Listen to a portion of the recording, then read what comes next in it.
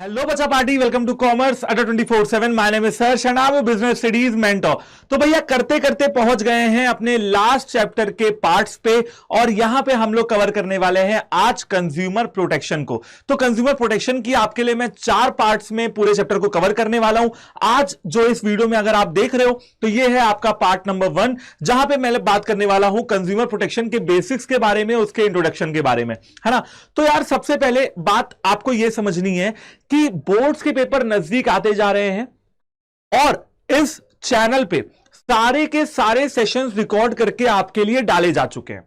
ये हमारा last chapter है, इसके पहले 11 चैप्टर्स आपके लिए हैं पढ़ने के लिए। तो भैया जो बच्चे इन वीडियोस को देख रहे हैं ना, कंज्यूमर प्रोटेक्शन की वीडियोस को, अभी अगर उनके 11 चैप्टर्स पेंडिंग है तो फटाफट से सारे पार्ट्स वाले वीडियोस को कवर कर लो। वन शॉट से करना चाहते हो वन शॉट से कर लो, और सिर्फ मेरे ही नहीं बाकी सारे टीचर्स की भी आप कवर कर सकते हो। अब चलो शुरू करते हैं अपने कंज्यूमर प्रोटेक्शन को।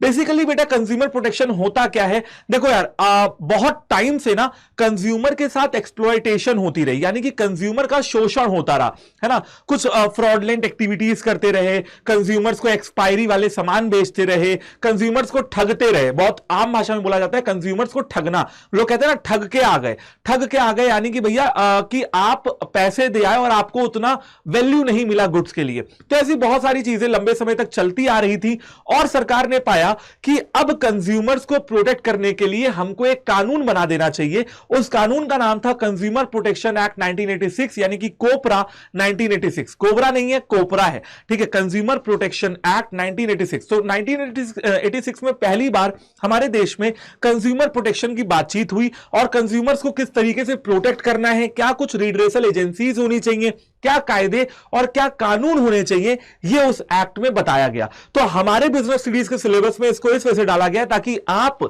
जो कि भारत का भविष्य है, जो यंग बच्चे हैं जो 12th की पढ़ाई कर रहे हैं या जो बीकॉम करेंगे या जो बीकॉम ऑनर्स करेंगे, उनको इस एक्ट के बारे में पता हो, और ताकि वो भी एक जागरूक नागरिक बन पाए, एक अवेयर सिटीजन ऑफ इंडिया बन पाए, जिनको अपने कंज्यूमर राइट्स और कंज्यूमर रिस्पॉन्सिबिलिटीज के बारे में पता हो, और उनको यह भी पता हो कि भैया अगर उनके साथ कुछ गलत हो गया तो उनको कहां जाना है, किस रिड्रेसल एजेंसी में जाना है। तो इस पूरे चैप्टर में यही सारी चीजें हम लोग कवर करने वाले हैं। कायदे कानूनों को समझने वाले हैं, रिड्रेसल एजेंसीज को समझने वाले हैं, क्या कुछ नियम है, राइट्स है, अधिकार है, रिस्पॉन्सिबिलिटीज यानी कि कर्तव्य है कंज्यूमर के, जो सामान खरीदते समय आपको हमेशा पूरे करने चाहिए। तो चलिए अभी समझते हैं सबसे पहले कि कंज्यूमर प्रोटेक्शन होता क्या है। जैसा कि मैंने आपको बताया, कंज्यूमर का प्रोटेक्शन करना, इसका मतलब यह है कंज्यूमर सबसे पहले कौन है। कंज्यूमर जो भी किसी गुड्स को कंज्यूम कर रहा है, जैसे ये मार्कर है, मैं इस मार्कर को लेके आया खरीद के और मैं इससे लिखने का काम करता हूं, तो यानी कि मैं इस मार्कर का कंज्यूमर हो गया। तो सबसे पहले यह समझ में आ गया ना कंज्यूमर कौन है। तो कंज्यूमर प्रोटेक्शन जो होता है वो क्या होता है कि कंज्यूमर्स को इंसाफ दिलाना अगर उनके साथ कुछ गलत होता है। दूसरी चीज, कंज्यूमर्स को इंसाफ दिलाने तक सीमित नहीं है, लिमिटेशन नहीं है, कंज्यूमर्स को अवेयर करना है, कंज्यूमर्स को एजुकेट करना है उनकी राइट्स और रिस्पॉन्सिबिलिटीज के बारे में, है ना। तो consumer protection refers to not only providing education to consumer, सिर्फ कंज्यूमर्स को एजुकेशन प्रोवाइड करने तक सीमित नहीं है, या उनकी राइट्स और रिस्पॉन्सिबिलिटीज के बारे में अवेयर करने तक सीमित नहीं है, बट यहां भी हेल्प करता है कि जो भी शिकायतें हो कंज्यूमर्स की, ग्रीवियांसेस मतलब होता है बेटा शिकायत, जो भी कंज्यूमर्स की शिकायत हो हम उसको क्या करा पाए, हम उसको रिड्रेस करा पाए, यानी कि हम उसको दर्ज करा के कंज्यूमर को इंसाफ दिला पाए, है ना।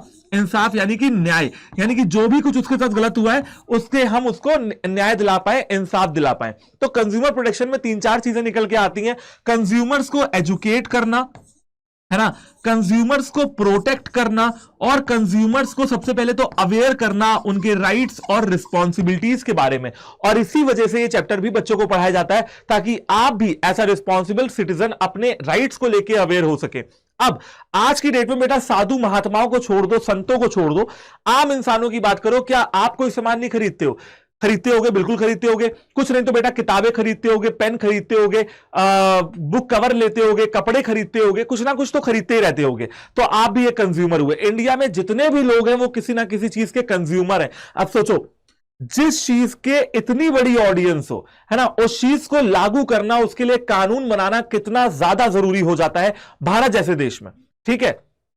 ओके, अब सबसे पहले यह है कि कंज्यूमर प्रोटेक्शन क्यों जरूरी है, क्यों जरूरी है कंज्यूमर्स को एजुकेट करना, क्यों जरूरी है कंज्यूमर्स के राइट्स और रिस्पॉन्सिबिलिटीज को प्रोटेक्ट करना। अगर मैं बिजनेसमैन के पॉइंट ऑफ व्यू से देखता हूं तो देखो यार, अगर कंज्यूमर्स एजुकेटेड होते हैं, अवेयर होते हैं और कंज्यूमर्स अपनी राइट्स और रिस्पॉन्सिबिलिटीज को समझते हैं तो बिजनेसमैन भी अच्छा करता है। देखो मैं एज अवेयर कंज्यूमर जानता हूं कि ये जिस कंपनी का मार्कर है वो कंपनी बहुत अच्छी है और उसका प्रोडक्ट बहुत अच्छा है और ये कभी भी मुझे खराब सामान नहीं देता है। तो बेटा इससे सिर्फ कंज्यूमर का फायदा नहीं है, इससे बिजनेसमैन का भी फायदा है, क्योंकि बिजनेसमैन का लॉन्ग टर्म इंटरेस्ट भी अश्योर होता है कि भाई लंबा हित, इंटरेस्ट माने हित, लंबा हित हमारा चलता जा रहा है कि हाँ भाई आज मुझसे अगर कस्टमर सेटिस्फाई होते हैं, आज मैं उनकी नीड्स और वांट को सेटिस्फाई कर पाता हूं तो वो मेरे बिजनेस के लॉन्ग टर्म इंटरेस्ट के लिए बहुत अच्छा है। पॉइंट नंबर 2, क्योंकि एक बिजनेसमैन सोसाइटी के रिसोर्सेज को यूज करता है तो उसका फर्ज बनता है कि वो कंज्यूमर के इंटरेस्ट को सेफगार्ड करे,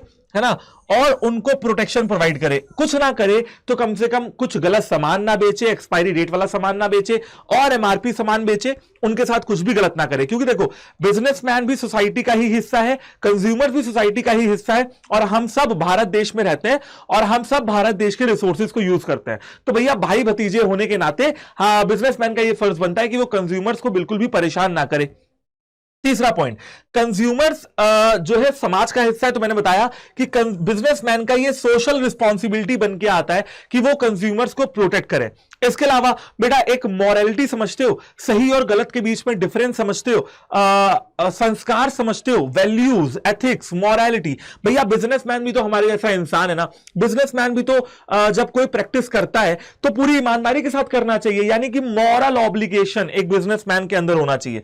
मॉरल यानी कि भैया होता है ना कि अगर हम चोरी भी करते हैं तो बेटा चोर को भी पता होता है कि वो गलत काम कर रहा है, बट वो उसको मानता नहीं है। तो बिजनेसमैन भी अगर गलत कर रहा होगा तो उसके दिल को पता होगा, कि मन को पता होगा, अंतरात्मा को पता होगा कि वो कुछ गलत कर रहा है। तो मॉरल अंदर से अंतरात्मा कहती है ना कि मत करो कोई गलत काम, तो बिल्कुल वैसे ही बिजनेसमैन का भी ये मॉरल ऑब्लिगेशन है कि वो पूरा पूरा ध्यान रखे एक कंज्यूमर के इंटरेस्ट को और पूरे इंडियन सिटीजन के इंटरेस्ट को। इसके अलावा अगर भैया इन पांचों चीजों से काम ना हो तो कहते हैं ना उंगली सीधी नहीं अगर करके घी निकल रहा है तो उंगली टेढ़ी करनी पड़ती है। तो देखो अगर भैया तुम कंज्यूमर प्रोटेक्शन नहीं करोगे, मॉरल ऑब्लिगेशन भी नहीं समझोगे, सोशल रिस्पॉन्सिबिलिटी को भी नहीं समझोगे, कंज्यूमर के इंटरेस्ट को भी सेफ गार्ड नहीं कर रहे हो, तब भैया आती है और हमारी गवर्नमेंट बिजनेसमैन से टेढ़ी उंगली करके काम निकलवाती है। यानी कि बिजनेसमैन को गवर्नमेंट इंटरवेंशन अगर नहीं चाहता है वो, है ना, क्योंकि गवर्नमेंट इंटरफेयर करेगी तो बिजनेस की गुडविल खराब होगी, बिजनेस की रेप्यूटेशन और इमेज खराब होगी। तो अगर बिजनेसमैन नहीं चाहता है कि गवर्नमेंट किसी भी तरीके का इंटरवेंशन उसके बिजनेस में करे तो भैया कंज्यूमर्स के इंटरेस्ट को प्रोटेक्ट करो और गवर्नमेंट से भी बच के रहो, है ना। अब देखो अगर मैं अपने आप को बिजनेसमैन मानता तो मैं कंज्यूमर्स को एजुकेट करता, जो कोई सामान बेचता वो उनके राइट्स और रिस्पॉन्सिबिलिटीज को समझ के बेचता, है ना, क्योंकि मुझे कहीं ना कहीं एक डर भी होता कि अगर मैं ये काम नहीं करूंगा तो भैया गवर्नमेंट ने एक कानून बना रखा है कंज्यूमर प्रोटेक्शन एक्ट, जिसके खिलाफ जिसके तहत मेरे खिलाफ भी जो है मुकदमा हो सकता है। तो गवर्नमेंट इंटरवेंशन से अगर बचना चाहते हो तो भी आपको कंज्यूमर प्रोटेक्शन करनी होगी। ये तो हो गया भैया बिजनेसमैन का पॉइंट ऑफ व्यू। लेकिन अब समझते हैं कि हम लोगों के लिए खुद का प्रोटेक्शन करना क्यों इतना इंपॉर्टेंट है। हम लोगों के लिए जो खुद के राइट्स और खुद के रिस्पॉन्सिबिलिटीज को प्रोटेक्ट करना क्यों इतना इंपॉर्टेंट हो जाता है कंज्यूमर्स के लिए। सबसे पहला कंज्यूमर इग्नोरेंस। देखो यार पूरी दुनिया में हर कहीं कंज्यूमर्स को इग्नोर किया जाता रहा। बेटा अगर आप पिछले 200-300 साल की पुरानी बात करते हैं तो भी मैं आपको प्रूफ कर सकता हूं। देखो ब्रिटिशर्स से वो इंडिया का कॉटन, इंडिया की नील की, इंडिगो की खेती जबरदस्ती फार्मर से करवाते थे, है ना। नील की खेती से फसल खराब हो जाती है। बिहार का चंपारण मूवमेंट भी इसी वजह से हुआ था।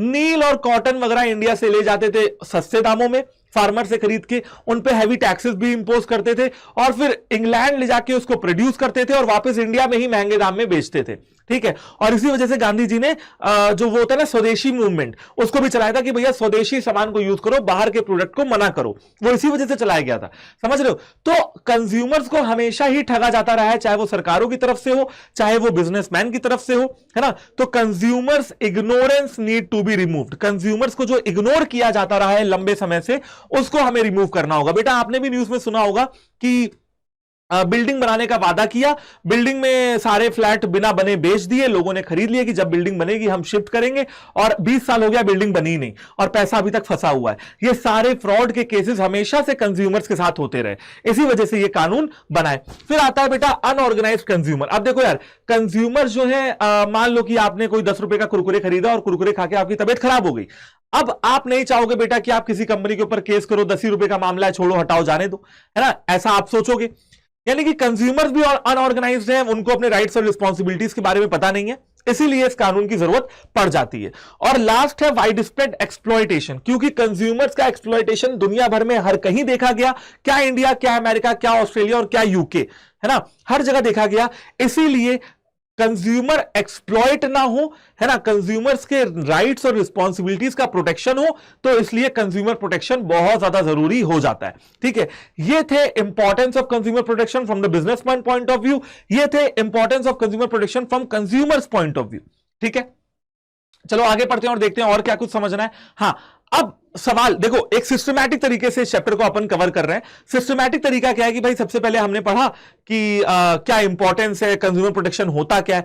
अब हम ये समझेंगे, भाई आपके मन में भी एक सवाल आ रहा होगा, सर वो तो मतलब चलो सब ठीक है, business studies real life oriented chapter से बेस पे बनता है, बिल्कुल सही बात है, लेकिन सर हम बातें तो कर रहे हैं इतनी बड़ी बड़ी, कंज्यूमर को ऐसे प्रोटेक्ट करो, वैसे प्रोटेक्ट करो, कैसे किया जाए प्रोटेक्ट, है ना, या दुनिया में क्या सिस्टम बैठा रखा है कंज्यूमर्स को प्रोटेक्ट करने का। तो देखो सबसे पहला सिस्टम यह है कि बिजनेसमैन खुद ही सुधर जाए, है ना, एनलाइटेंड, यानी कि उनके अंदर खुद ही ज्ञान आए और वो सेल्फ रेगुलेशन करें, वो अपने आप को देखें कि वो कहीं कुछ गलत ना कर रहे हो।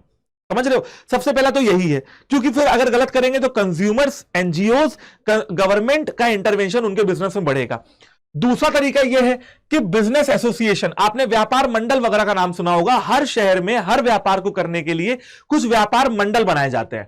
व्यापार मंडल में सारे बिजनेसमैन उसके मेंबर्स होते हैं और वही लोग अपने आप के लिए कोड ऑफ कंडक्ट लागू करते हैं। कोड ऑफ कंडक्ट यानी कि हमको क्या करना है ना, क्या लिस्ट ऑफ एक्टिविटीज है जो हमको सही सही करनी है और क्या ऐसी चीजें हैं जो हमको नहीं करनी है। तो ये कोड ऑफ कंडक्ट जो होता है वो पहले ही निकाल दिया जाता है बिजनेस एसोसिएशंस की तरफ से। उसके बाद हमें क्या करना है, कंज्यूमर्स को अवेयर करना है। अब अवेयर करने के लिए सरकार ने भी बहुत मुहिम चलाई, है ना, जैसे कि उस मुहिम के बारे में मैं आपको आगे आने वाले पार्ट में बताऊंगा। डीडी नेशनल पे एक मुहिम चलती थी, एक एडवर्टीजमेंट आता था, जागो ग्राहक जागो। आपने अगर नहीं देखा है तो आप अपने बड़े भैया या पापा या मम्मी से पूछिए जो डीडी नेशनल पहले देखा करते थे। जागो ग्राहक जागो के बहुत सारे एडवर्टीजमेंट्स आते थे, है ना। तो कहीं ना कहीं हमें कंज्यूमर्स को अवेयर करना होगा और ये चैप्टर जो आपकी किताबों में डाला गया, ये इससे भी तो आप अवेयर हो रहे हो ना। अगर आप कुछ कानून के बारे में समझोगे तो आप अपने घर वालों को भी बताओगे और अवेयर करोगे। ऐसी बेटा आप जब बीकॉम या बीकॉम ऑनर्स या बीबी में जाओगे ना, तो आपको बहुत सारे अलग अलग कानूनों के बारे में पढ़ाया जाएगा जो कि बिजनेस लॉज होंगे, ताकि आप भी अवेयर बने एंड आप अपने अगल बगल के लोगों को भी अवेयर करें। कंज्यूमर ऑर्गेनाइजेशंस यानी कि एनजीओज हैं बेटा बहुत सारे, इनके बारे में भी हम लोग बात करेंगे, छोड़ेंगे किसी को नहीं, लेकिन वो आगे बात करेंगे। अभी हम ये समझ रहे हैं कि क्या कुछ तरीके हैं। तो भैया कंज्यूमर एनजीओज भी काम करते हैं अपने अपने लेवल पे, ताकि वो कंज्यूमर्स को सपोर्ट कर सके। और दूसरी लास्ट चीज क्या है कि भैया गवर्नमेंट ऐसा कोई कानून निकाले। देखो कानून का बनाना किसका काम है, गवर्नमेंट का। गवर्नमेंट कानूनों को बनाती भी है और कानूनों को रीमेक भी करती है, यानी कि पुराने कानूनों को सही भी करती है।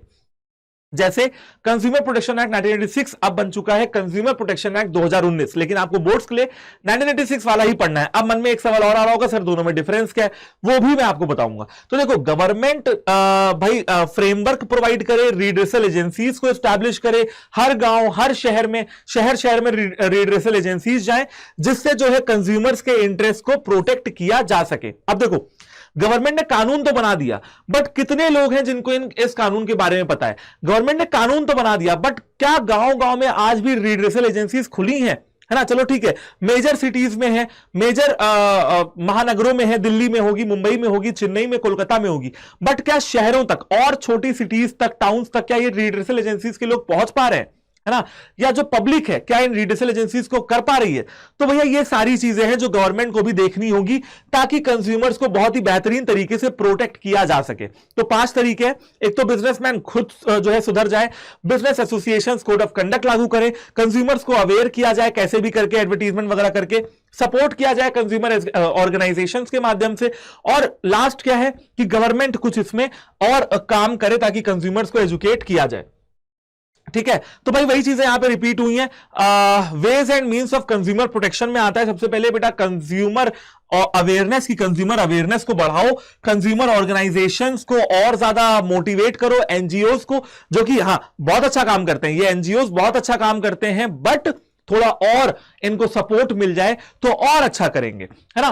गवर्नमेंट थोड़ी और हाथ बढ़ाए, थोड़ी और मेहनत करे कंज्यूमर्स को अवेयर करने के लिए, है ना। अब जैसे बेटा आप बताइए टीवी पे डीडी नेशनल की तो बात बता दी, आज से 10 साल पहले लोग डीडी नेशनल को देखते थे, 15 साल पहले देखते थे, लेकिन आज आप बताइए क्या आपने जागो ग्राहक जागो का, let the buyer beware, let the seller beware, सीवीए टेम्पटर, सीवीए वेंडर, इन सबके नाम सुने, अब ये नाम सिर्फ किताबों में रह गए, है ना। तो अब जरूरत है कि गवर्नमेंट भी कुछ एडवर्टीजमेंट वगैरह लागू करे। सेल्फ रेगुलेशन बाय बिजनेस, है ना, बिजनेस सेल्फ रेगुलेशन करें, अपने आप को देखें। और लास्ट पॉइंट है बिजनेस एसोसिएशंस, कि भाई बिजनेस एसोसिएशन वगैरह भी प्रॉपर तरीके से काम करें एंड प्रॉपर तरीके से कोड ऑफ कंडक्ट जो है वो लागू करें हमारे कंज्यूमर्स के लिए, ठीक है ना। तो ये हो गया। अब किस तरह से कंज्यूमर प्रोटेक्शन को और ज्यादा इफेक्टिव बनाया जाएगा, देखो मैंने आपको समस्याएं भी बताई, तो मैं आपके लिए सॉल्यूशंस भी लेके आया हूं, ठीक है। वो सॉल्यूशंस कुछ इस तरीके से हैं। सबसे पहला आप एक कंज्यूमर लॉ बना दो, ठीक है, ऑलरेडी बना हुआ है कंज्यूमर प्रोटेक्शन एक्ट 1986, है ना। तो चलो ये तो बन गया, ये काम तो हो गया भाई 1986, और नई बार इसको बनाया गया 2019 में, तो ये तो भाई चलो हो गया हमारा काम कि एक कंज्यूमर प्रोटेक्शन एक्ट की जरूरत थी, हो गया। कानून बना देने से सब कुछ नहीं होगा, कानून को इंप्लीमेंट कराओ, लॉ इंप्लीमेंटेशन कराइए, है ना। हर इंसान को उस कानून के बारे में पता हो और सबको न्याय मिले, ये बहुत इंपॉर्टेंट है। ये हो गया भाई पॉइंट नंबर 2। थर्ड पॉइंट क्या है, कंज्यूमर्स को और ज्यादा अवेयर करिए, टीवी कैंपेन्स चलाइए, न्यूज़पेपर में आर्टिकल छपवाइए, कुछ भी करिए, बट जो भी इसके तरीके हैं कंज्यूमर्स को अवेयर करना हमारा ही फर्ज है ना। रीड्रेसल मैकेनिज्म, यानी कि कुछ कोर्ट्स, कुछ स्पेशल कोर्ट्स, कुछ ऐसे district forum, state commission, national commission, आगे पढ़ाने वाला हूं, उनको भी स्टैब्लिश किया गया। कंज्यूमर्स ऑर्गेनाइजेशंस को और ज्यादा सपोर्ट करने की जरूरत है गवर्नमेंट को, है ना। हम लोगों को भी कंज्यूमर ऑर्गेनाइजेशंस को सपोर्ट करने की जरूरत है। एंड एक रिस्पॉन्सिबल बिजनेस कंडक्ट, कि भैया बिजनेसमैन तो किसी बाहर के मोटिवेशन की जरूरत ही ना पड़े, वो खुद ही रिस्पॉन्सिबिलिटी के साथ बिहेव करें और अपने बिजनेस कंडक्ट को और ज्यादा इंप्रूव करें। तो बच्चों ये हैं वो तरीके जिनसे आप कंज्यूमर प्रोटेक्शन कर सकते हो। पार्ट 1 कैसा लगा ये कमेंट करके जरूर बता देना, क्योंकि आपके कमेंट्स ही हमारा मोटिवेशन होते हैं, हमारे लिए फीडबैक की तरह काम करते हैं। मैंने आपको बहुत ही कम समय में बहुत ज्यादा नॉलेज दी। वो नॉलेज क्या थी, सबसे पहले मैंने आपको बताया कि कंज्यूमर प्रोटेक्शन होता क्या है, फिर मैंने आपको बताया इंपॉर्टेंस क्या है कंज्यूमर प्रोटेक्शन की, फिर मैंने आपको बताया कि भाई कंज्यूमर प्रोटेक्शन के क्या कुछ तरीके हैं, किस तरीके से हम उनको और ज्यादा इफेक्टिव कर सकते हैं। बेटा ऐसे ही पार्ट्स की वीडियोस मैं आपके लिए लाता रहूंगा। सेकंड पार्ट में हम लोग बात करने वाले हैं, थर्ड में हम लोग बात करेंगे, और फोर्थ में हम लोग रीड्रेसल मैकेनिज्म्स के बारे में बात करेंगे। तो स्टे ट्यून्ड विद कॉमर्स अड्डा 24/7 चैनल, ताकि आपको सारी वीडियोस मिलती रहे। Bye bye, take care and have a good day. जय हिंद। हेलो बच्चा party, welcome to the class. My name is Harsh and I am your business studies mentor. बेटा हम लोग कर रहे थे कंज्यूमर प्रोटेक्शन वाले चैप्टर को खत्म, और ये है उसका पार्ट नंबर 2, जहां पे हम डिस्कस करने वाले हैं कंज्यूमर प्रोटेक्शन से रिलेटेड और क्या क्या कानून है, इनको हम आज कवर करने वाले हैं। एक कानून तो आपने पहली वाली वीडियो में देखा, कंज्यूमर प्रोटेक्शन एक्ट 1986, सीयूईटी में आता है कंज्यूमर प्रोटेक्शन एक्ट 2019। चौथी वाली वीडियो में बताऊंगा कि दोनों में फर्क क्या है और क्या आपके लिए सिलेबस के लिए इंपॉर्टेंट है, तो उसको भी कवर कर लेना। पहली वाली भी इंपॉर्टेंट है, उसको भी कवर कर लेना। यह है पार्ट नंबर 2, जहां पे हम और कंज्यूमर प्रोटेक्शन एक्ट के अलावा कंज्यूमर्स को प्रोटेक्ट करने के लिए और भी कानून बने, उन कानूनों के बारे में हमें जानना है कि वो कौन कौन से कानून है। तो टोटल आपको 10 कानून मैं आपको बताने वाला हूं आज की इस क्लास में। तो भैया अपनी कुर्सी की पेटी बांध लो और पढ़ना कर दो शुरू। ठीक है भाई, तो सबसे पहले बेटा हम यहां पे देखते हैं कंज्यूमर्स जो है ना, हमारे कंज्यूमर्स को हिंदी में बोलते हैं बेटा उपभोक्ता।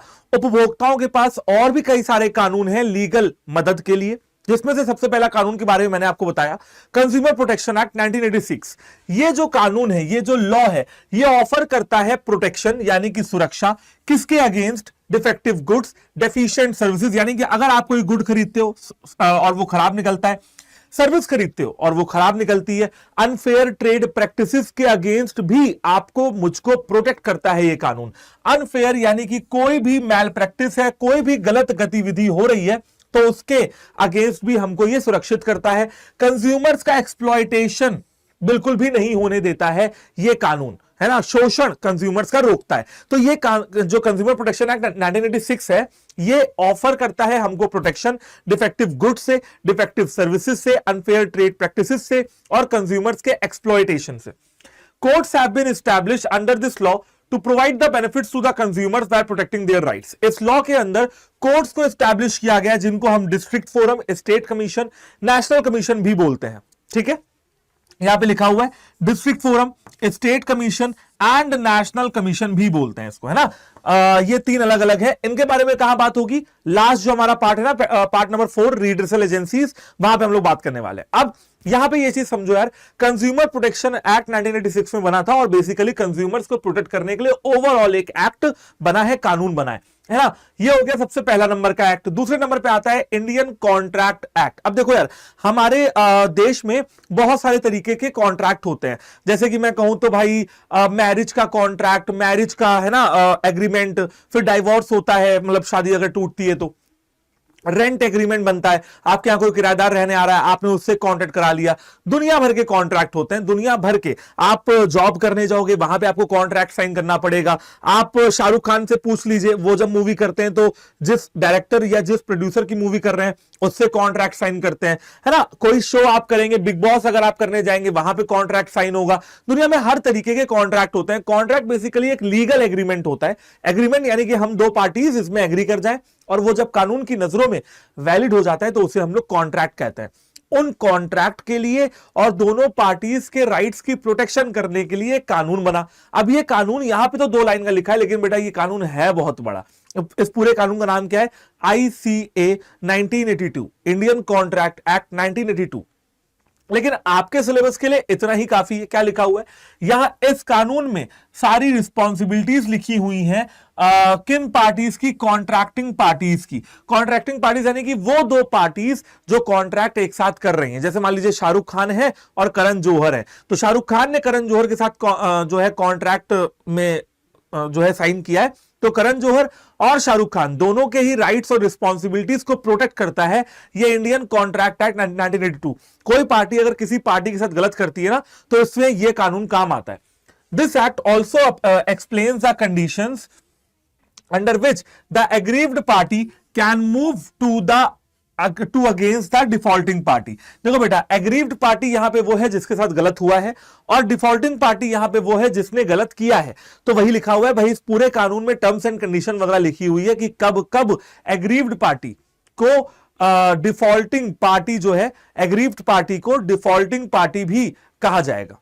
ठीक है, एग्रीव्ड पार्टी को डिफॉल्टिंग पार्टी के खिलाफ केस लड़वाया जाएगा। वो कौन कौन सी कंडीशंस है, ये सारी चीजें यहां पे लिखी हुई हैं। कब कब नहीं करवाया जाएगा ये भी लिखा हुआ है।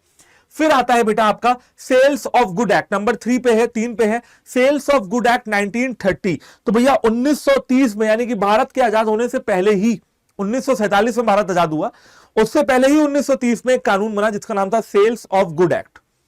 ये एक्ट प्रोवाइड करता है प्रोटेक्शन सेलर और बायर को। देखो बेटा, सेलर यानी कि सामान बेचने वाला, बायर यानी कि सामान खरीदने वाला, यहां पे तो दो ही पार्टीज हैं, तो दोनों के राइट्स और रिस्पॉन्सिबिलिटीज को प्रोटेक्शन मिलती है। This act provides protection to the buyer in case the goods purchased are not according to the conditions of the sale, है ना। मान लो कि एज अ बायर मैंने 100 यूनिट शर्ट मंगाई, सफेद शर्ट, ठीक है, और सेलर ने मुझे दे दी काली शर्ट। मुझे क्या चाहिए, सफेद शर्ट। बेटा मेरे साथ गलत हुआ। अब अगर सेलर मेरी बात नहीं सुनता है तो मैं कोर्ट में जा सकता हूं।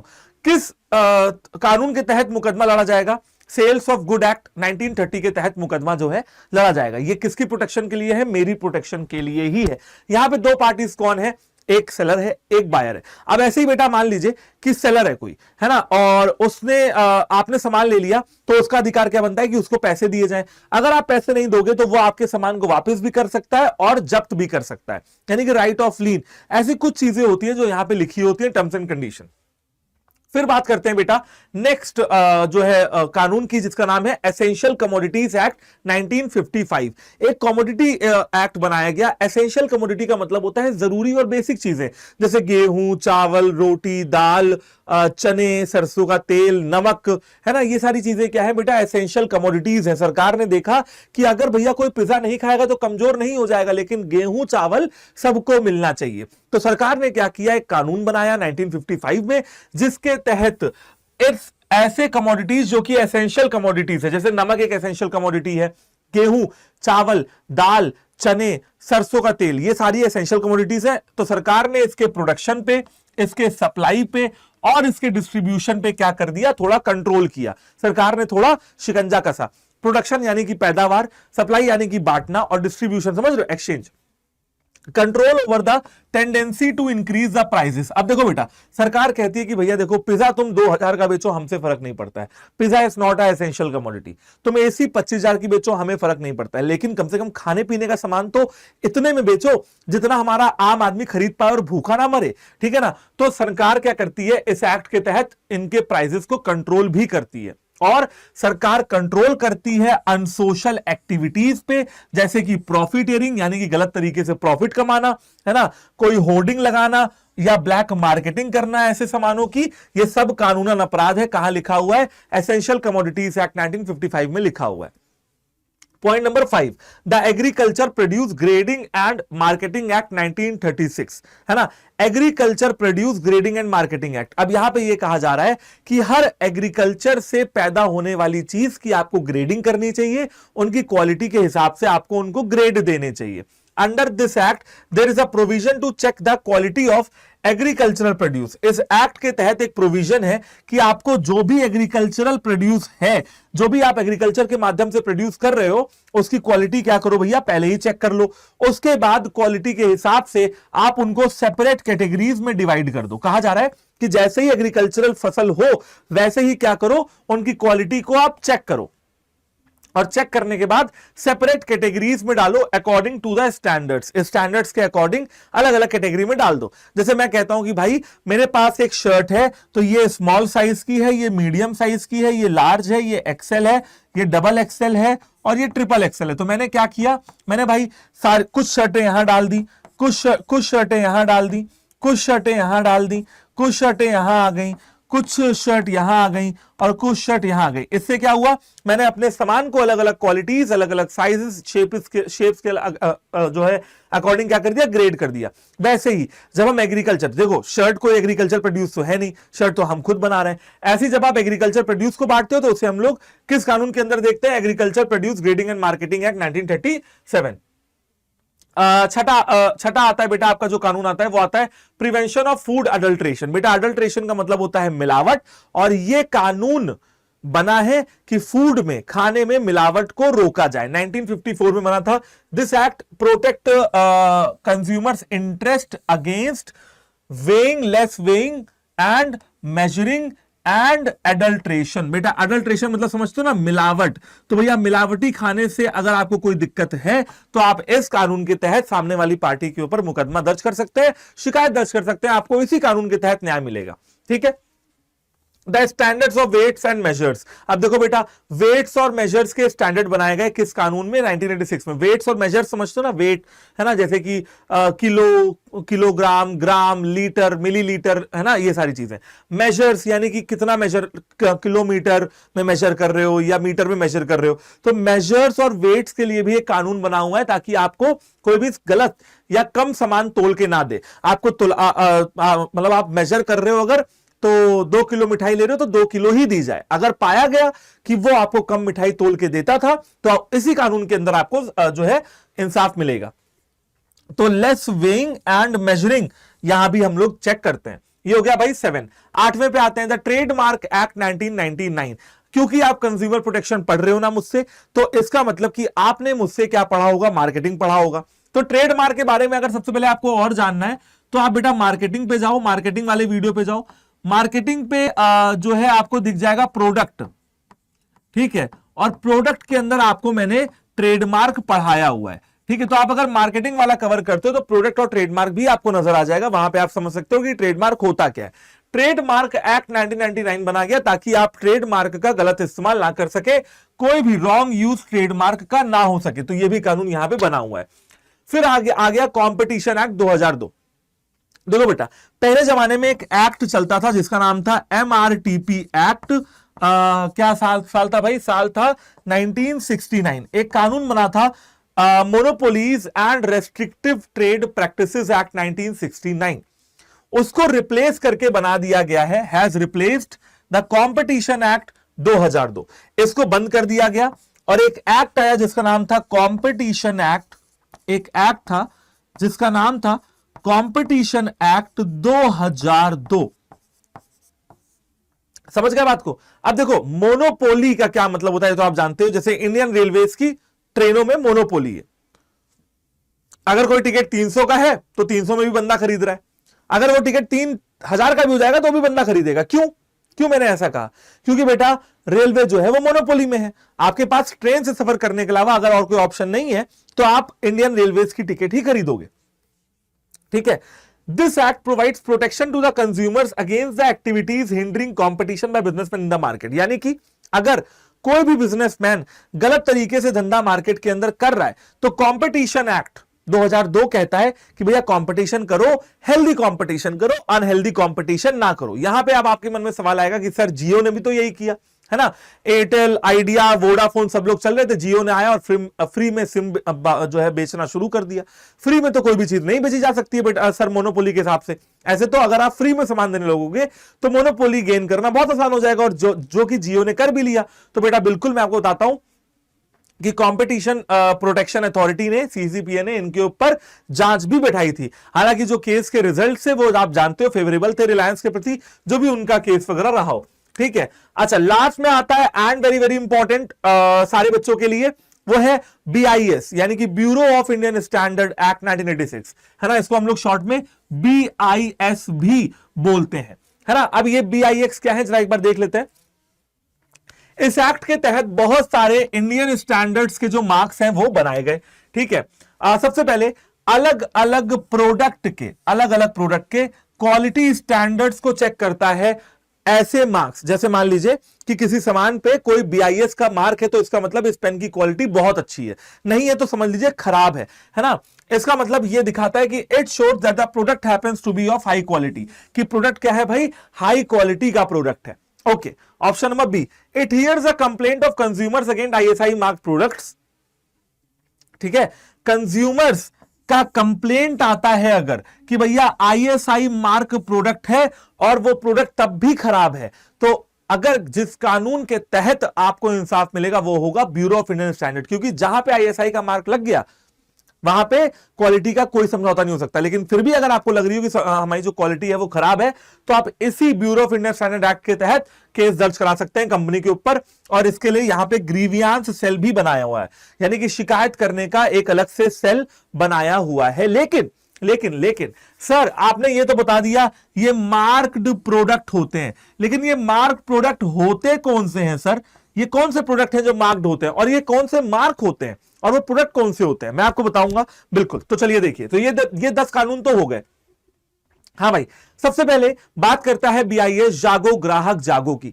जागो ग्राहक जागो का बेटा मतलब होता है लेट द बायर बीवेयर। जो बायर है ना, जो सामान खरीद रहा है, मान के चलेंगे कि वो अवेयर है कि वो क्या खरीद रहा है, वो कितने रुपए का सामान खरीद रहा है, एक्सपायरी वगैरह देख के खरीदेगा, तो इसे ही हम लोग कहते हैं जागो ग्राहक जागो, है ना। जागो ग्राहक जागो को क्या बोलते हैं? लेट द बायर बीवेयर, कि जो भैया बायर है वो हमारा क्या रह जाए, सावधान रहे, सतर्क रहे। ठीक है, समझ गए? तो ये जागो ग्राहक जागो की बात हो रही है। अब आइए मैं आपको बताता हूं कि BIS यानी कि ब्यूरो ऑफ इंडियन स्टैंडर्ड्स के कितने मार्क्स होते हैं। 4 मार्क्स आपके सिलेबस में है।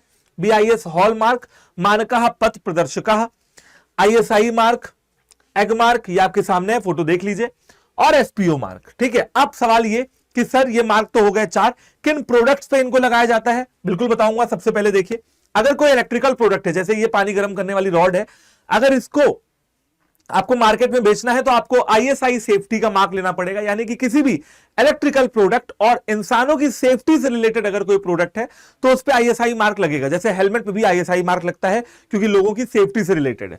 पानी की रॉड भी थोड़ा खतरनाक चीज है, लोगों की सेफ्टी से रिलेटेड है, तो ISI मार्क जो है लगता है, क्योंकि इलेक्ट्रिकल प्रोडक्ट है, खतरा हो सकता है करंट वगैरह लगने का। ओके, इसके बाद अगर बात करता हूं मैं एग्रीकल्चरल प्रोडक्ट्स की, तो उसके ऊपर लगता है एग मार्क, जो मैंने आपको दिखाया। जैसे कि बेटा बात किया जाए मिल्क यानी कि दूध के प्रोडक्ट हो गया, दाल हो गई, वीट प्रोडक्ट हो गया, ब्रेड या गेहूं, ये सारी चीजें, ग्राम फ्लोर हो गया, होल स्पाइसेस, मसाले हो गए, लाल मिर्च, इलायची, धनिया पाउडर, ये सारी चीजें है ना। चावल हो गए, वेजिटेबल ऑयल हो गए, सीडलेस टेमरिंड हो गए जैसे अदरक वगैरह हो गई, धनिया वगैरह हो गई, हनी यानी कि शहद, और ये टोपियाको सागो करके कुछ होगा। खैर इतना समझ लो कि एग्रीकल्चर से निकलने वाले जितने भी प्रोडक्ट हैं सभी पे हम एग मार्क लगवाते हैं। ठीक है, BIS का ये भी होता है। एक बार और दिखा देता हूं एग मार्क देखने में कैसा लगता है, ऐसा लगता है भाई, देख लो, है ना। ओके, फिर आता है FPO। FPO लगता है बेटा खाने पीने के सामान पे जो कि पैकेट बंद सामान होते हैं, जैसे कि tomato puree, tomato sauce, soya sauce, chilli sauce, squash, रुआवजा, ये जितने भी खाने पीने के आइटम होते हैं इन पे लगता है फूड प्रोसेस ऑर्डर यानी कि FPO मार्क, जो मेरे पीछे आपको नजर आ रहा है। ठीक है, last but not the least वो है बेटा हमारा हॉलमार्क, BIS हॉलमार्क, जिसका एक स्लोगन है मानकः पथ प्रदर्शका। ठीक है, और ये देखिए जैसे मान लीजिए ये एक सोने का कंगन है, तो सोने के कंगन के ऊपर यहां पे कहीं आपको BIS का लोगो दिखेगा, आपको नंगी आंखों से नहीं दिखेगा, आपको उसके लिए मैग्नीफाइंग ग्लास लगाना पड़ेगा। ये नंबर लिखा होता है कि गोल्ड की प्योरिटी का पता लगे, ये नंबर लिखा होता है कि गोल्ड वगैरह को कहां पिघलाया गया है, ज्वेलरी जिस ज्वेलरी की दुकान से आप सामान खरीद रहे हैं उनका आइडेंटिफिकेशन क्या है, और किस साल हॉलमार्क लगा है ये भी आपको यहां से पता लग जाएगा। यानी कि उसी ज्वेलरी प्रोडक्ट के ऊपर ये सारी चीजें लिखी होती हैं, और जब भी ज्वेलरी ले तो हॉलमार्क देख के ले, उसी से आपकी गोल्ड, सिल्वर, डायमंड जो भी ले रहे हैं उसकी प्योरिटी का पता लगता है। तो ये हो गए भाई हमारे मार्क। ISI मार्क लगता है बेटा इलेक्ट्रिकल प्रोडक्ट के ऊपर, और जो भी ह्यूमन सेफ्टी से रिलेटेड प्रोडक्ट है जैसे इलेक्ट्रिकल प्रोडक्ट या हेलमेट वगैरह। FPO लगता है खाने पीने के सामान के ऊपर, एग मार्क लगता है एग्रीकल्चरल सामानों के ऊपर, एग्रीकल्चरल प्रोडक्ट के ऊपर, और सोने के कंगन वगैरह पे आप देखोगे, ज्वेलरी वगैरह पे लगता है आपका ये हॉलमार्क वगैरह। अब देखो बेटा यहां पे एक बात समझने वाली है कि ये सारे क्वेश्चंस आपके बोर्ड्स के लिए भी इंपॉर्टेंट है और CUT के लिए भी इंपॉर्टेंट है। ठीक है ना, ये सारी चीजें आपको बोर्ड्स में भी पूछी जाएंगी और CUT में भी पूछी जाएंगी। तो बच्चा पार्टी क्लास कैसी लगी एक बार कॉमेंट करके जरूर बताइएगा। ये हो गई बेटा आपकी कंज्यूमर प्रोटेक्शन की part number 2, and next part आने वाला है 3 और 4, तो वो भी फटाफट से इसी चैनल से कवर कर लीजिएगा, है ना। और ये पूरी प्लेलिस्ट अब धीरे धीरे कंप्लीट होने वाली है, तो आप हमारी प्लेलिस्ट को भी देखना ना भूलें। बिजनेस स्टडीज आपको सारी प्लेलिस्ट में मैंने कवर कर दी है, आपके पास एक जगह पे पूरी बिजनेस स्टडीज पढ़ाई गई है, कुछ भी छोड़ा नहीं गया है, जो भी आपके बोर्ड्स और CUT के लिए रिलेवेंट है। ठीक है बच्चा पार्टी, तो बाय बाय, टेक केयर, अपना ख्याल रखिएगा और प्लेलिस्ट को देखते रहिएगा। जय Hind, have a good day. Hello बच्चा पार्टी, वेलकम टू कॉमर्स अड्डा 24/7। My name is Harsh and I am your business studies mentor. बेटा आज हम लोग क्या कवर करने वाले हैं, कंज्यूमर प्रोटेक्शन के अंदर एक बहुत ही इंपॉर्टेंट टॉपिक आता है जिसका नाम है कंज्यूमर राइट्स एंड रिस्पॉन्सिबिलिटीज। तो हम लोग वही टॉपिक जो है आज कवर करने वाले हैं। तो चलिए शुरू करते हैं बिना देर किए कंज्यूमर राइट्स एंड रिस्पॉन्सिबिलिटीज को। सबसे पहले बेटा आपको यह समझना होगा कि कंज्यूमर के कुछ अधिकार होते हैं जिनका प्रोटेक्शन करना बहुत जरूरी है, तो दूसरी तरफ कंज्यूमर की कुछ रिस्पॉन्सिबिलिटीज हैं जिनको निभाना भी बहुत जरूरी है। अधिकार और कर्तव्य दोनों चलने चाहिए, राइट्स और responsibility should go hand in hand, है ना। लेकिन सबसे पहला सवाल ये कि सर कंज्यूमर कौन है, हु इज अ कंज्यूमर। तो बेटा कोई भी ऐसा इंसान, सबसे पहले इंसान होना बहुत जरूरी है, कोई भी ऐसा पर्सन, कोई भी ऐसा इंसान जो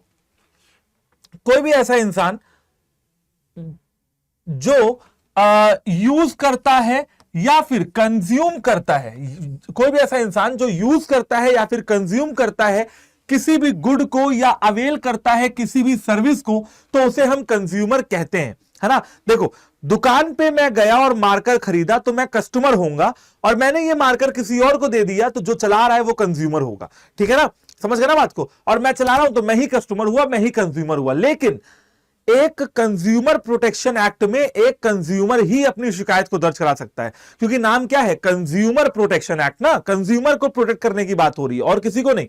ठीक है, तो कस्टमर और कंज्यूमर दोनों ही कंज्यूमर प्रोटेक्शन एक्ट में अपनी शिकायत को दर्ज करा सकते हैं। लेकिन एक ऐसा इंसान जो प्रोडक्ट खरीदे भी और आगे उसको रीसेल कर दे या कॉमर्शियल पर्पस के लिए जो है खरीदे, तो उसको कंज्यूमर नहीं माना जाएगा, उसको सेलर माना जाएगा। जैसे मान लीजिए मैंने ये पेन खरीदा और आगे बेच दिया, मैंने पेन खरीदा और इससे काम किया, चलाया, इससे लिखा, तो मैं कंज्यूमर। लेकिन मैंने ये पेन खरीदा और मैंने इसको आगे बेच दिया, तो मैं कौन हो गया, तो मैं हो गया सेलर। तो बेटा सेलर को कंज्यूमर प्रोटेक्शन एक्ट प्रोटेक्ट नहीं करता है, ओनली कंज्यूमर को ही प्रोटेक्ट करता है, पहली चीज।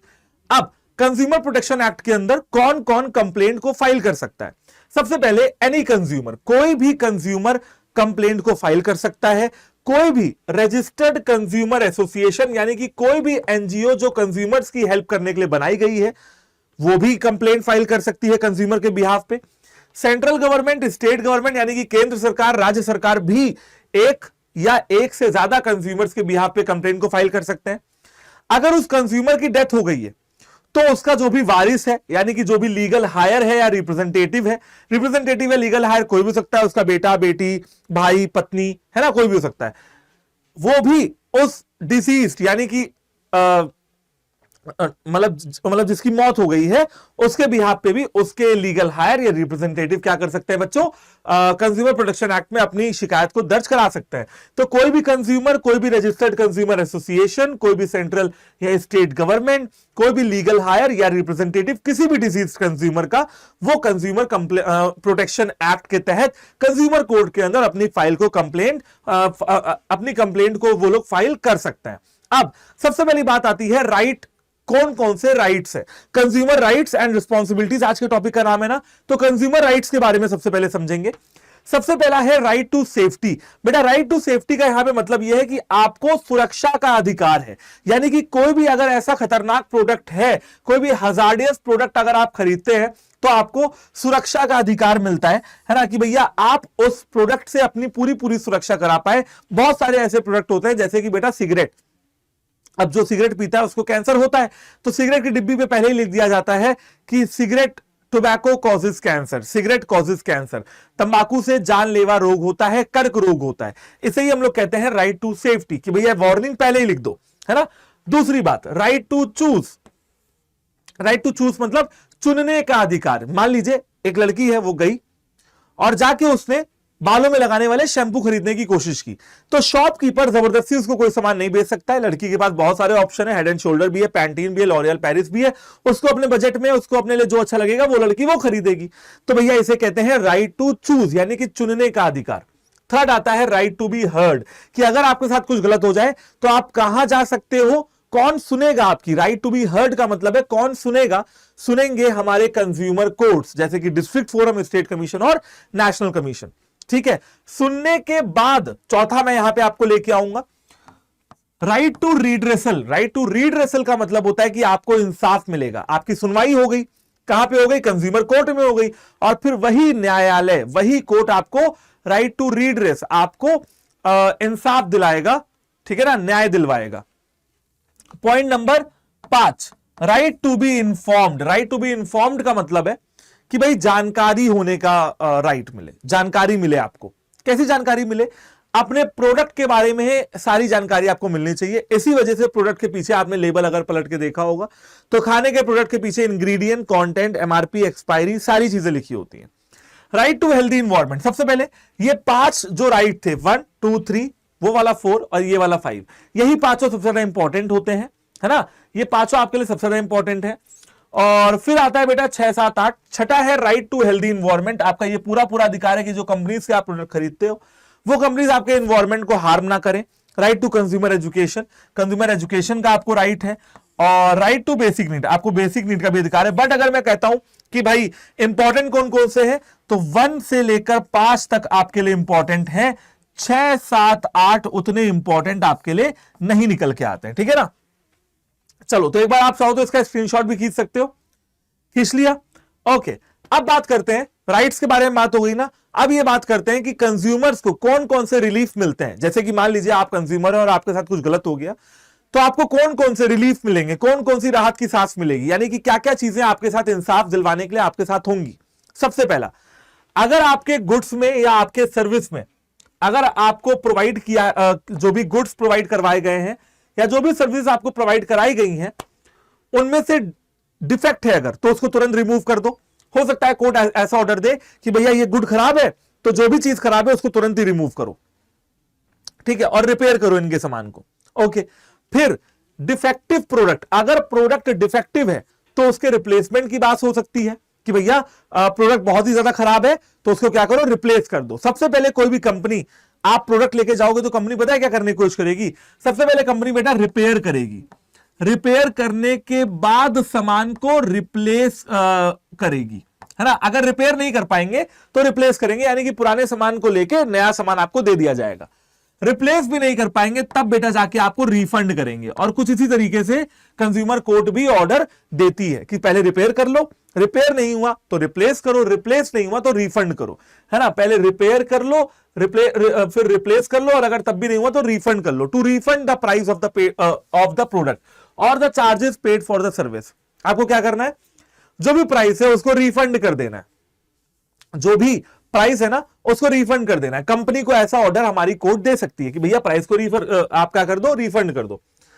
कंज्यूमर कोर्ट्स को लगता है कि भाई ये कंपनसेशन का अमाउंट जो है वो सही रहेगा, तो जो भी रीजनेबल अमाउंट कंज्यूमर कोर्ट को लगता है वो कंपनसेशन कंज्यूमर को मिल जाएगा फॉर एनी लॉस और for any injury suffered by the consumer due to the negligence of the opposite party.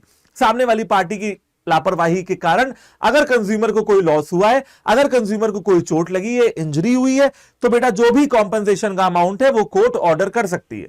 फिर आता है नेक्स्ट, टू पे प्यूरिटिव डैमेजेस। जो भी डैमेजेस हुए हैं, जैसे कि मान लीजिए कि भाई आपने देखा होगा, वो सारे न्यूज देखे होंगे कि भैया फोन चार्जिंग में लगा था, फोन भी फट गया और घर भी जल गया, ठीक है, तो जो भी उसके साथ साथ डैमेजेस हुए वो भी कंपनी पे करेगी अगर कंज्यूमर कोर्ट कहती है।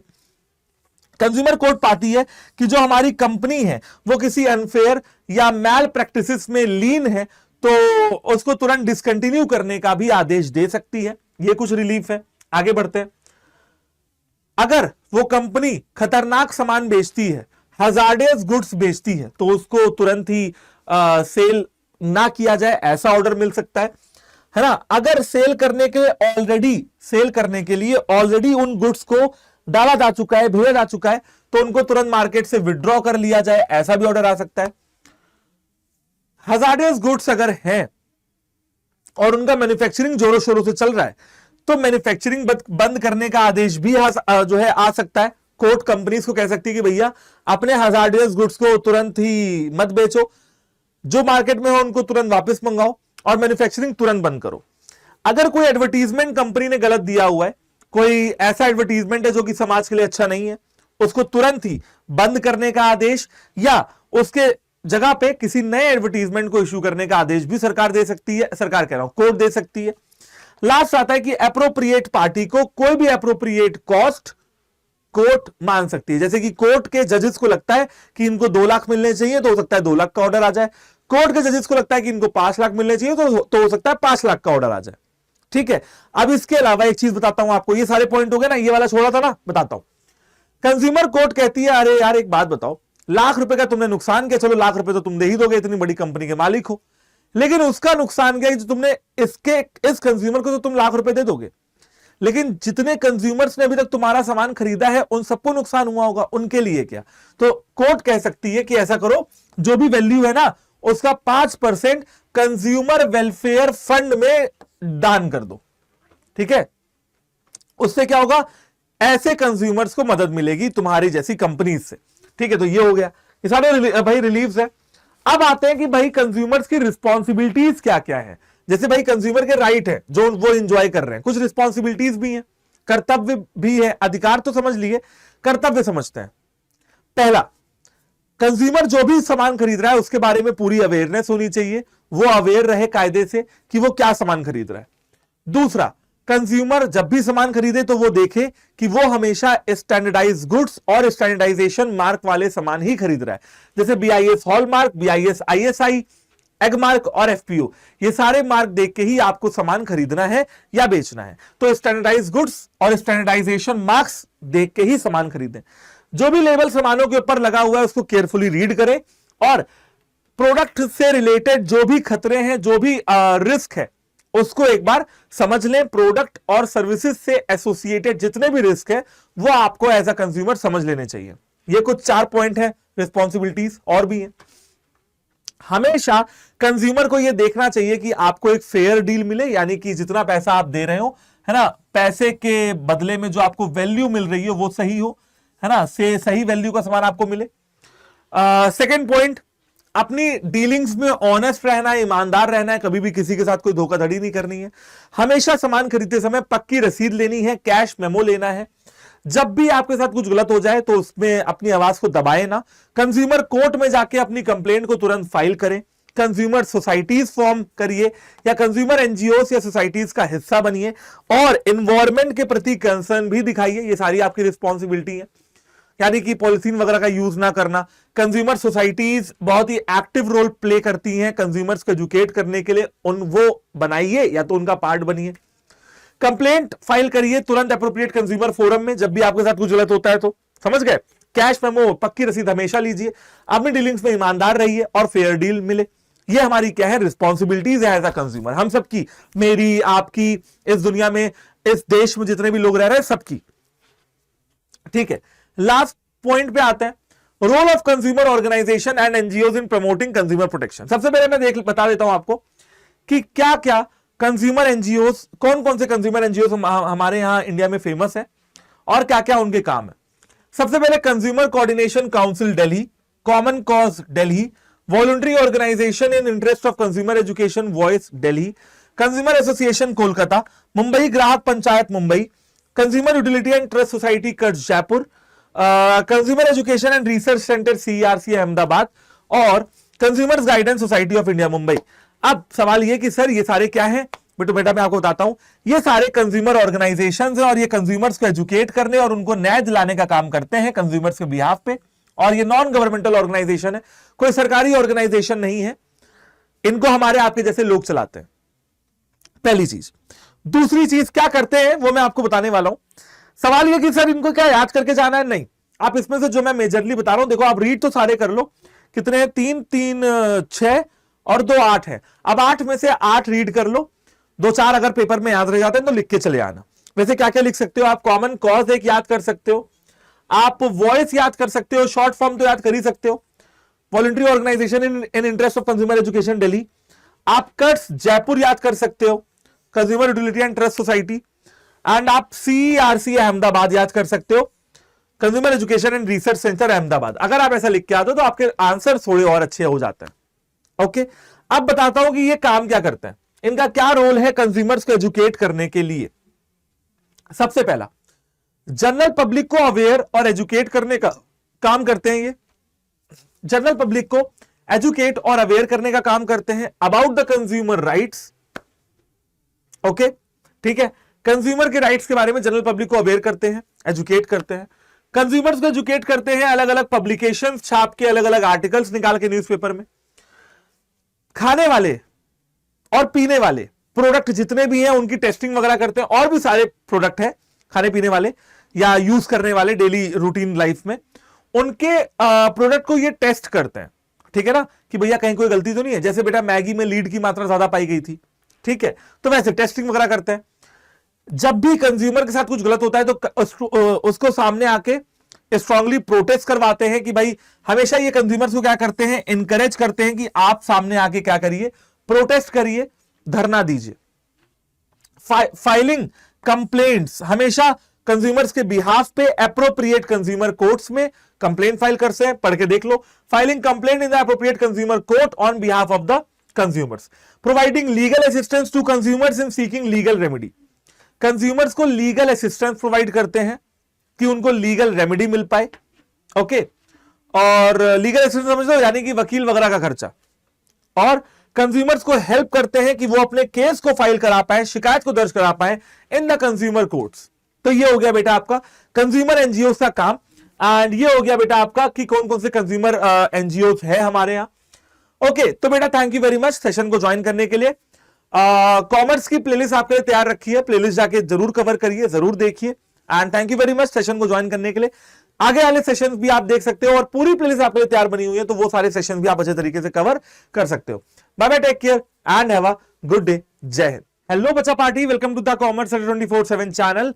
आज की हमारी जो वीडियो है ये है कंज्यूमर प्रोटेक्शन की पार्ट नंबर 4। तो सारे बच्चे आ जाइए भाई फटाफट से। आज हम लोग कवर करने वाले हैं हमारी रीड्रेसल एजेंसीज को, जहां पे जाके कंज्यूमर अपनी शिकायतों को दर्ज कराते हैं। तो यार देखो, कंज्यूमर प्रोटेक्शन का चैप्टर हम लोग कवर कर रहे थे पार्ट्स की वीडियोस में, और इसके पहले 3 पार्ट्स मैं आपके लिए लेके ऑलरेडी आ चुका हूं। यहां पे हम लोग डिस्कस करने वाले हैं रीड्रेसल एजेंसीज, यानी कि कौन सी वो एजेंसीज हैं, कौन से वो कोर्ट्स हैं या कौन से वो फोरम्स हैं जहां पे एज अ कंज्यूमर आप अपने साथ हुए किसी भी गलत काम की शिकायत दर्ज करा सकते हैं एंड उनमें आप न्याय या इंसाफ की मांग कर सकते हैं, है ना। बेसिकली ये कुछ तरीके के कोर्ट्स ही होते हैं, सिमिलर टू कोर्ट्स होते हैं, जहां पे आप अपनी आवाज बुलंद करते हो और आपको न्याय मिलता है, ठीक है ना। तो चलो यार शुरू करते हैं। और टॉपिक मैंने आपको बता दिया, redressal agencies under the consumer protection act. Okay, अब सबसे पहले सबसे छोटे लेवल पे आता है बेटा डिस्ट्रिक्ट फोरम। डिस्ट्रिक्ट फोरम जो होता है उसकी कुछ खास बातें हैं, और फिर स्टेट कमीशन है, फिर नेशनल कमीशन है। तो हम कुछ बेसिस पकड़ के चलेंगे और district forum, state commission, national commission सभी को कवर करेंगे। डिस्ट्रिक्ट फोरम की बात किया जाए तो यहां पे 3 मेंबर्स होते हैं, है ना। कितने मेंबर्स हैं? There are 3 members in district forum. इनको अपॉइंट किया जाता है स्टेट गवर्नमेंट के द्वारा।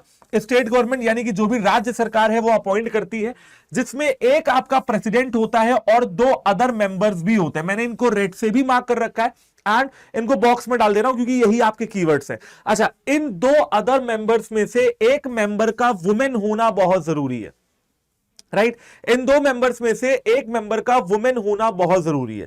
अब मैंने बताया ना सबसे छोटे लेवल पे क्या होता है, डिस्ट्रिक्ट फोरम। डिस्ट्रिक्ट यानी कि जिला, एक जिले में अगर कोई कोर्ट है तो उसके हिसाब से।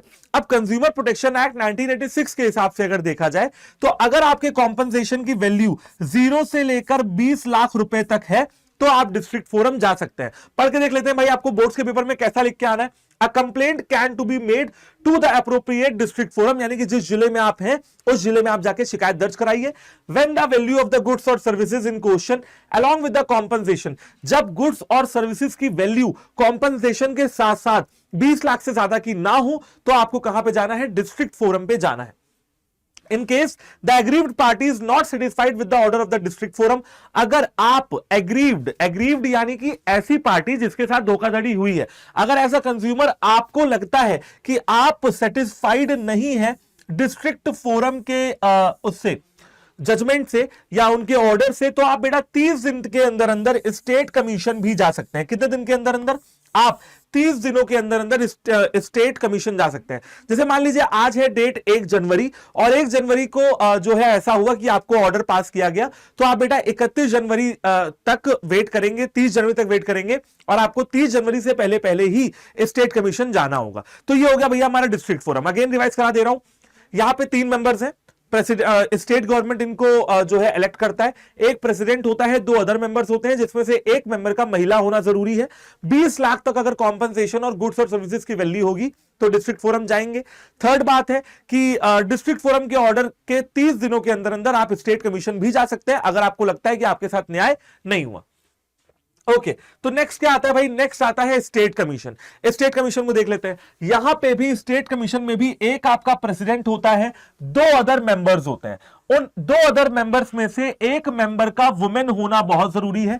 इनको भी अपॉइंट किया जाता है स्टेट गवर्नमेंट के द्वारा। जैसे यूपी में स्टेट गवर्नमेंट है योगी आदित्यनाथ की यानी बीजेपी की, तो योगी आदित्यनाथ जी क्या करेंगे, उनकी जो सरकार है वो क्या करेगी, स्टेट कमीशन के मेंबर्स को अपॉइंट करेगी। ओके, अच्छा यहां पे अगर गुड्स और सर्विसेज की वैल्यू और कॉम्पनसेशन को देखा जाए तो वो बेटा 20 लाख रुपए से लेकर 1 करोड़ रुपए तक होती है। यानी कि अगर आपने कोई ऐसा सामान खरीदा है जो 20 लाख से ज्यादा और 1 करोड़ से कम हो तो आप कहां जा सकते हैं? स्टेट कमीशन जा सकते हैं। इसके अलावा अगर आप डिस्ट्रिक्ट फोरम के फैसले से खुश नहीं थे तो भी आप स्टेट कमीशन जा सकते हैं, लेकिन स्टेट कमीशन आपको डायरेक्टली तभी जाना है जब 20 लाख से 1 करोड़ का अमाउंट हो। अगर 20 लाख से कम अमाउंट होगा तो पहले डिस्ट्रिक्ट फोरम जाना है, फिर उसके बाद स्टेट कमीशन जाना है। ओके, अच्छा एक ये भी लास्ट में बात लिखी हुई है कि अगर स्टेट कमीशन के फैसले से खुश आप नहीं है, if you are not satisfied with the state commission का फैसला, then you can appeal to national commission,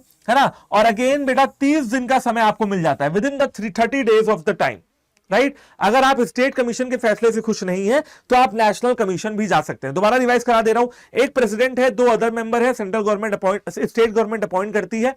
amount जो है कॉम्पनसेशन का और गुड्स और सर्विसेज की वैल्यू का वो 20 लाख से 1 करोड़ के बीच में है। स्टेट कमीशन आप जा सकते हैं अगर आपको डिस्ट्रिक्ट फोरम में नहीं इंसाफ मिला है, और नेशनल कमीशन जा सकते हैं अगर आपको स्टेट कमीशन से भी इंसाफ नहीं मिला है। ओके, नेक्स्ट बात करते हैं नेशनल कमीशन की। नेशनल कमीशन में एक प्रेसिडेंट है और 4 अदर मेंबर्स हैं। कितने अदर मेंबर्स हैं भाई? 4 अदर मेंबर्स हैं, और उन 4 मेंबर्स में से एक मेंबर का महिला होना बहुत जरूरी है, यानी कि वुमेन होना बहुत जरूरी है। ओके, इसके बाद इनको अपॉइंट कौन करता है? इनको अपॉइंट करती है हमारी सेंट्रल गवर्नमेंट, यानी कि जो केंद्र सरकार है वो अपॉइंट करती है। ओके, अच्छा, यहां पे मैं अगर अमाउंट की बात करता हूं तो 1 करोड़ एंड अबव का जो अमाउंट होगा ना, 1 करोड़ से ज्यादा का amount, value of goods and services and value of compensation, अगर 1 करोड़ से ज्यादा का होगा तो आप जा सकते हो नेशनल कमीशन। यानी कि अगर मैं कहूं कि 1 करोड़ 1 रुपए है ना, 1 करोड़ एंड 1 रुपी, तो आप जा सकते हो नेशनल कमीशन में। अच्छा, स्टेट कमीशन के फैसले से अगर आप खुश नहीं हैं तो आप नेशनल कमीशन जा सकते हैं, है ना, लेकिन नेशनल कमीशन के आगे नहीं जा सकते हैं। देखो, पहले डिस्ट्रिक्ट कमीशन, डिस्ट्रिक्ट फोरम जा सकते हो, डिस्ट्रिक्ट फोरम से खुश नहीं हो तो स्टेट कमीशन जा सकते हो, स्टेट कमीशन से खुश नहीं हो तो नेशनल कमीशन जा सकते हो। समझ रहे हो? और मान लो तुमने गाड़ी खरीदी है, गाड़ी की वैल्यू है 15 लाख रुपए, तो 15 लाख रुपए तो कायदे से तुम्हें यहीं पे फैसला हो जाना चाहिए था डिस्ट्रिक्ट फोरम में, लेकिन फिर भी सरकार तुमको मौका दे रही है, ये कानून तुमको मौका दे रही है कि 15 लाख रुपए की गाड़ी के लिए तुम डिस्ट्रिक्ट फोरम भी जा सकते हो, स्टेट कमीशन भी जा सकते हो, नेशनल कमीशन भी जा सकते हो 15 लाख की गाड़ी के लिए, है ना। अब 15 लाख तुम्हारे लिए बड़ा अमाउंट होगा, लेकिन बेटा इतने जरूरी मुद्दे हैं इस देश में, और तो नेशनल कमीशन के लिए कोई सुप्रीम कोर्ट तक जाने की नौबत नहीं आएगी, है ना। नेशनल कमीशन का जो फैसला होगा वही आपके लिए अंतिम फैसला माना जाएगा, है ना, अगर आपका अमाउंट छोटा है। नेशनल कमीशन से आगे आप कहीं भी जा नहीं सकते हो, यह बात आप समझ लो, अगर अमाउंट आपका छोटा है। लेकिन अगर अमाउंट 1 करोड़ से ज्यादा है, यानी कि डायरेक्टली आप नेशनल कमीशन आए थे तब आपको इंसाफ नहीं मिल रहा है, उसके बाद आप सुप्रीम कोर्ट जा सकते हो, है ना। If you are not satisfied with the national commission का order, then you can also go to Supreme Court, ठीक है, within the 30 days if you are not satisfied with the national commission order. अब आपको concept समझ में आ रहा है? देखो, अब एक तरफ तो आप सोच रहे होगे सर अभी तो आपने कहा कि सुप्रीम कोर्ट नहीं जा सकते, एक तरफ आप कह रहे हो कि सुप्रीम कोर्ट जा सकते हैं। मैं ये कह रहा हूं कि अगर छोटे मोटे अमाउंट है 15 लाख 50 लाख, तब सुप्रीम कोर्ट नहीं जा सकते हो, तो आपको ये स्ट्रक्चर फॉलो करना पड़ेगा, district forum, state commission, national commission. But मान लीजिए आपका अमाउंट था 10,000 करोड़, किसी कंपनी का अमाउंट था 10,000 करोड़, समझ गए, 10,000 करोड़ का अमाउंट था, ऑब्वियसली बात है पहले नेशनल कमीशन में जाओगे, नेशनल कमीशन में नहीं मिलेगा तो 10,000 करोड़ एक बड़ी रकम होती, तब सुप्रीम कोर्ट उसको सुनेगी, तब सुप्रीम कोर्ट जा सकते हो। लेकिन इतने छोटे अमाउंट के लिए आप सुप्रीम कोर्ट नहीं जा सकते हो, ठीक है। क्यों? उसकी वजह है क्योंकि सुप्रीम कोर्ट के पास देश के और भी मुद्दे हैं डिस्कस करने के लिए। नेक्स्ट पॉइंट, अब सर एक सवाल आता है, सर कंज्यूमर प्रोटेक्शन एक्ट 1986 हमारी एनसीईआरटी की किताबों में है, स्कूल में भी पढ़ाया जा रहा है, बट सर सीयूईटी में कंज्यूमर प्रोटेक्शन एक्ट 2019 लिखा हुआ है सिलेबस के अंदर, तो सर क्या पढ़ना चाहिए, कैसे डिफरेंस है? आपने कभी भी 4 पार्ट्स की वीडियो में आपने कभी भी डिस्कस नहीं किया कि 1986 और 2019 में क्या फर्क है। मैं आपको बताने वाला हूं, अभी सुनिए बात को। 1986 की बात किया जाए और 2019 की बात किया जाए तो दोनों में बहुत सारे फर्क हैं, लेकिन आपके सिलेबस के अकॉर्डिंग अगर देखा जाए बच्चों तो बहुत ज्यादा डिफरेंसेस आपके सिलेबस में ऐड नहीं होते, ठीक है। जो होते हैं वो सुन लो, वो जरूरी है।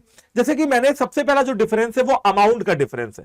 जैसा कि मैंने आपको बताया कि अगर आपको डिस्ट्रिक्ट फोरम में जाना है तो 20 लाख तक, स्टेट कमीशन में जाना है तो 20 लाख से 1 करोड़ तक, और अगर नेशनल में जाना है तो 1 करोड़ से ज्यादा का अमाउंट होना चाहिए, ये 1986 के हिसाब से। लेकिन 2019 में क्या हुआ बेटा, अमाउंट की वैल्यू थोड़ी बढ़ा दी गई है। अगर आपका वैल्यू 1 करोड़ तक है तो आप डिस्ट्रिक्ट फोरम में जा सकते हैं, नोट कर लो, याद कर लो। 1 करोड़ से ज्यादा है और 10 करोड़ तक है तो स्टेट कमीशन जा सकते हैं, 10 करोड़ से ज्यादा है अबव ₹10 करोड़ तो आप नेशनल कमीशन भी जो है वो जा सकते हैं। तो सबसे पहला जो मेजर डिफरेंस था वो अमाउंट का था, जो मैंने आपको यहां पे बता दिया, ठीक है। उसके बाद सर और कोई डिफरेंस है? और भी डिफरेंसेस हैं, वो भी समझ लीजिए बेटा। 1996 की बात किया जाए, 1986 की बात, आप शायद उस समय पैदा भी नहीं हुए होंगे, ठीक है। और 1996 की अगर बात किया जाए तो आप देखो ना, उस समय क्या अमेजन थी, क्या फ्लिपकार्ट थी, क्या मिंत्रा, मीशो, अजियो ऐसी वेबसाइट थी, क्या जोमेटो, स्विगी था? नहीं था। उस समय अगर ई कॉमर्स था तो वो इतने बड़े लेवल पे नहीं था। लेकिन अगर आज 2019 2023 की बात किया जाए तो ई कॉमर्स वेबसाइट्स भी आ गई।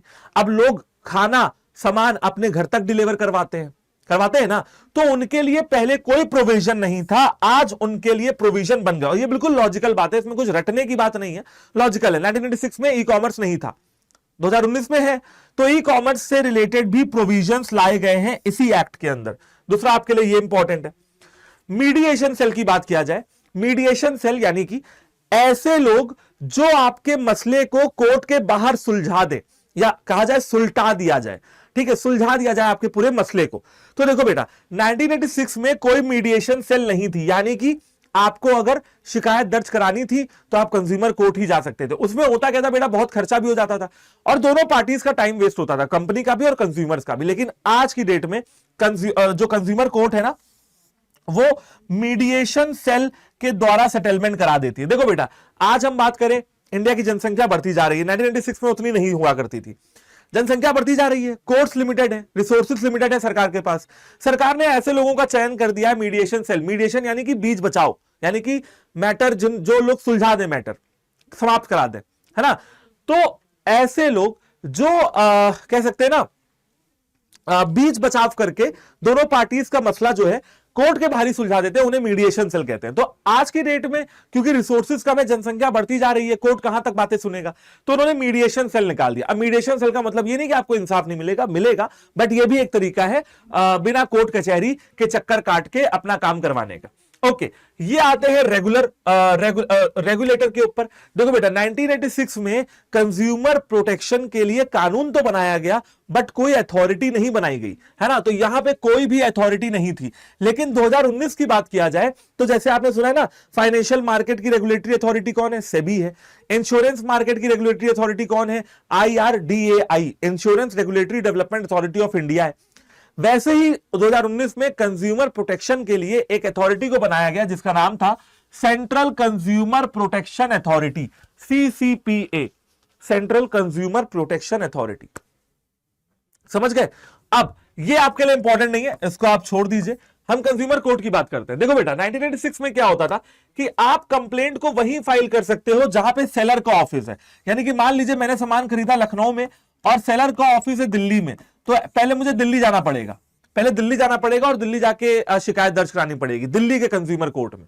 लेकिन आज ऐसा नहीं है, कंप्लेनेंट जहां भी हो वो अपनी कंप्लेंट को फाइल कर सकता है, यानी कि शिकायतकर्ता जहां कहीं भी हो अपनी शिकायत को दर्ज करा सकता है। अगर मैं लखनऊ में हूं और मेरा सेलर तमिलनाडु में है ना, तो सेलर को आना पड़ेगा, कोर्ट समन भेजेगी और बुलाएगी, मैं अपने लखनऊ में ही कर दूंगा। समझ रहे हो। तो कुछ इस तरीके से कुछ बदलाव किए गए। आपके लिए मोस्ट इंपॉर्टेंट बदलाव है ये दो, ठीक है। और इसके अलावा ये हो गया थोड़ा बहुत इंपॉर्टेंट और ये हो गया थोड़ा बहुत इंपॉर्टेंट। इसके अलावा consumer protection act 1986, consumer protection act 2019 में आप बच्चों के लिए CUT के सिलेबस को देख लो, चाहे बोर्ड्स के सिलेबस को देख लो, इससे ज्यादा बदलाव देखने के लिए नहीं मिलेगा। तो बच्चा party thank you very much session को ज्वाइन करने के लिए। और अब मैं ये कह सकता हूं ऑफिशियली कि मेरी जो पार्ट्स की वीडियोस हैं वो कंप्लीट हो चुकी हैं और मेरी प्लेलिस्ट आपके लिए तैयार है। तो प्लेलिस्ट को कवर कर लो भाई साहब, चैप्टर नंबर 1 से लेकर चैप्टर नंबर 12 तक जितने ज्यादा छोटे छोटे पार्ट्स हो सकते थे मैंने बनाने की कोशिश की है, ताकि आप मौज मौज में पढ़ते रहें। तो एक बार मैं आपको बता दे रहा हूं आप प्लेलिस्ट कैसे कवर कर सकते हो, ध्यान से सुनिएगा, ठीक है। जो बच्चे यहां पे देख रहे हैं तो एक बार जरा ध्यान से सुनना कि प्लेलिस्ट कैसे कवर होगी। सबसे पहले बेटा आप कॉमर्स अड्डा पे तो हो ही, है ना, तो कॉमर्स अड्डा पे जाओ, आराम से जाओ कॉमर्स अड्डा पे। और कॉमर्स अड्डा पे जाने के बाद यहां पे टाइप कर दो, हाँ यहां पे टाइप कर दो कॉमर्स अड्डा 247, है ना।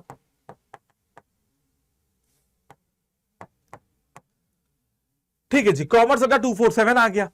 अब जैसे ही आप यहां पे जाओगे ना, चैनल पे जाओगे तो ये आ गया चैनल, ठीक है। इसको पॉज कर देते हैं और ये यहां पे दिखा देते हैं प्लेलिस्ट। अब ये देखिए क्लास 11 की प्लेलिस्ट यहां पे रखी हुई है आपके लिए, क्लास 12 की प्लेलिस्ट रखी हुई है ना। और इसमें व्यू फुल प्लेलिस्ट पे करेंगे तो आप बेटा यहां पे देख सकते हो सारी वीडियो, चैप्टर पार्ट 1 से लेकर सारे पार्ट सारे चैप्टर्स के आपको नजर आ जाएंगे। और सिर्फ मेरे ही नहीं, आपको सारे टीचर्स के नजर आ जाएंगे, ठीक है ना। ये देखो प्लेस तक हो गया आप अभी मार्केटिंग में, और आपको धीरे धीरे प्लेलिस्ट कंप्लीट हो जाएगी और पूरा कंज्यूमर प्रोटेक्शन तक आपको नजर आ जाएगा। आप प्रिंस सर का देख सकते हो, प्रिंस सर की प्लेलिस्ट यहां पे आपको नजर आती है। और आप जो है बेटा अकाउंट्स का देख सकते हो, अकाउंट्स में अमन सर की प्लेलिस्ट आपको यहां पे नजर आती है। सारे पार्ट्स की वीडियोस अमन सर ने भी कंप्लीट किए हैं, मैंने भी किए हैं। तो बच्चा पार्टी इन प्लेलिस्ट को जरूर कवर कर लीजिए और आपके बहुत काम आने वाला है। बाकी इस वीडियो के नीचे कमेंट सेक्शन में कमेंट करिएगा कि अब और क्या चीजें चाहिए आपको बोर्ड्स के लिए जो हम आपकी हेल्प कर पाए। है ना, इस चैनल पे भी। एंड एनीवेज कैसे भी तो आप एक बार आप कमेंट करिए, जो गूगल फॉर्म्स वगैरह कम्युनिटी पे आते हैं वहां पे रहिए। उससे क्या होगा कि आपको भी एक कनेक्शन महसूस होगा, क्योंकि आपके फीडबैक पे ही हम भी काम करते हैं। ठीक है बच्चों, तो bye bye, take care, all the very best for your future, for your exams. And हमारा आपका सफर ऐसे ही लंबा रहेगा, बोर्ड तक अपन पढ़ाई करेंगे, बहुत अच्छे तरीके से पढ़ाई करेंगे। सीयूटी की तैयारी भी इसी चैनल पे होगी। तो bye bye everyone, take care and have a good day. जय हिंद।